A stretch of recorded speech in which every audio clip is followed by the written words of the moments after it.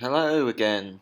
Uh, so carrying on from our lovely apartment in Bangkok, we were ready to rock, face the big city, as they say, over there. We're gonna catch that bridge. So so here's us catching that boat just from our hotel, whisking us over to the Sky train. Uh, Bloody hot, even in the morning. You can see my composure trying to keep myself clean of sweat, which is a challenge in I'm finding anyway. Uh, and the Sky Train basically took us to this lovely park in the centre. Oh yeah, and then there was these massive lizards, like huge lizards, like everywhere. They were just like lying on trees, and it was kind of freaking me out a little bit. But yeah, it was ridiculous.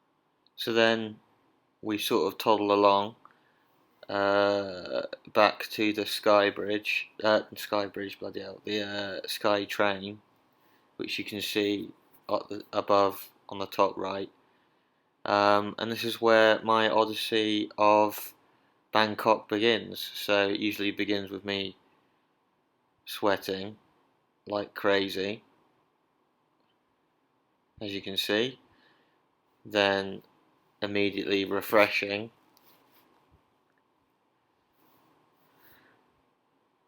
then sweating again, refreshing, and as you might have guessed, sweating again, and continual refreshment.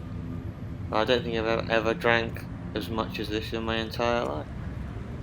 Why is everything so hot?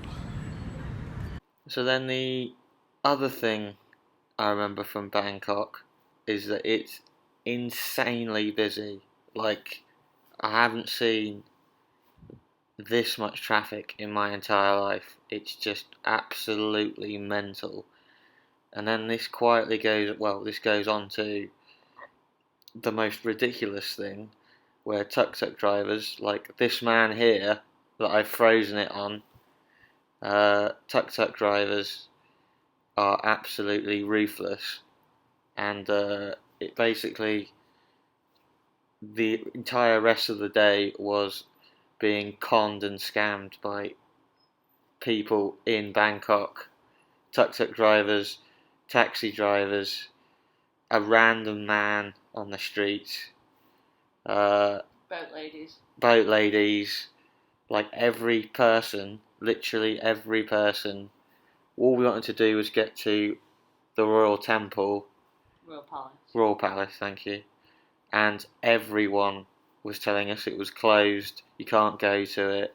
There's no point. Oh, there's a better place you can go. You can like drive over to this other place and get a ferry, and then get the ferry over to some canals or to another boat port, and then they would drive you randomly to some ferry which is like miles away from where you wanted to go, and then you literally have to sit in front of a person who's telling you to give them like 2,000 what 2,000 out 2,000 what?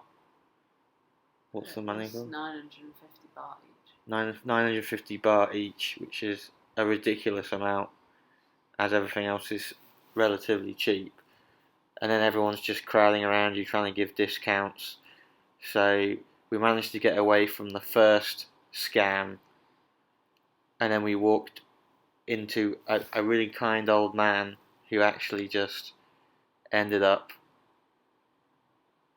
telling us to get onto another tuk-tuk taxi, and they were basically going to take us to the exact same ferry again. Phil's a bit upset about all of this.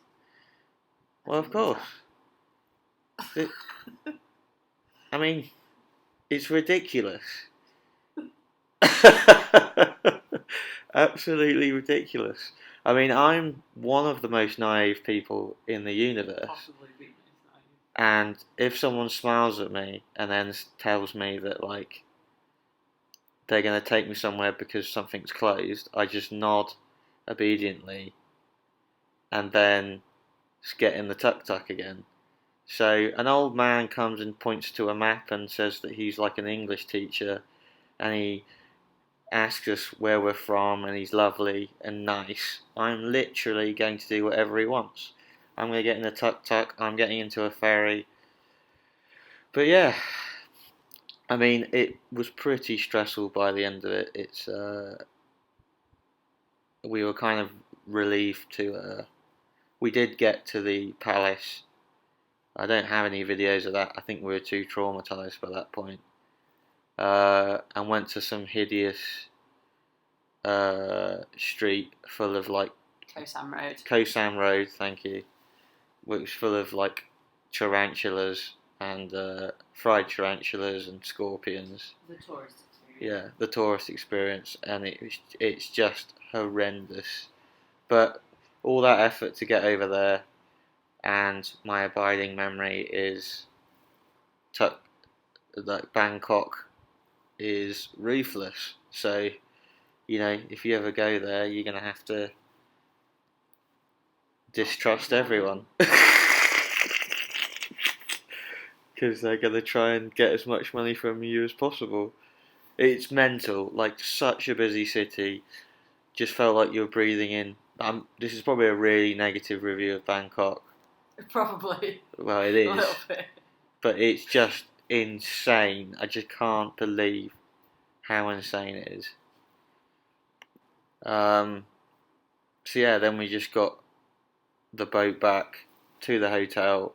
I'm sorry it's a like pretty endless videos of a tuk-tuk driver betraying me, but yeah, that was basically apart. After this, it got dark, and we were just literally being driven around, and people were telling us to do stuff. So it got a bit dodgy. Went into some random side streets that we had no idea where to go, but we're still alive, and and it. So negative. Well, it was an experience. It wasn't I'm just trying not to be negative, I'm but just writing a review for Mr. Crispy Pork. Mr. Crispy Pork. Oh, Crispy That's- Pork was delicious. There we go.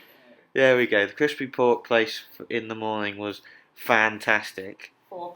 Yeah, but we were so traumatized again that we bought some 7-Eleven snacks and just sat in our lovely apartment and had showers and everything because it was so hot I was sweating into oblivion. Mr. Crispy Pork's good though. Crispy Pork rocks. That'll be the end thing. Crispy Pork is awesome. But yeah, next up, Cambodia.